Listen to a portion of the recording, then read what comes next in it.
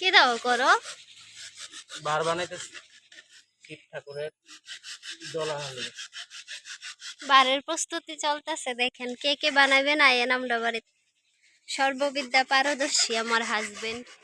বার বানানোর প্রস্তুতি চলতেছে, কাজ অনবরত চলতেছে, এখন পর্যন্ত কমপ্লিট হয়েছে না, কিন্তু প্রচুর কাজ বাকি রয়েছে এটার মধ্যে। আমার হাজব্যান্ডে কইতেছে আরও সুন্দর করে বানাই দিত, কিন্তু টাইম নাই, তার লেগা এমন হয়েছে। সিম্পলও না, খুব সুন্দর হয়েছে, দেখো তোমরা।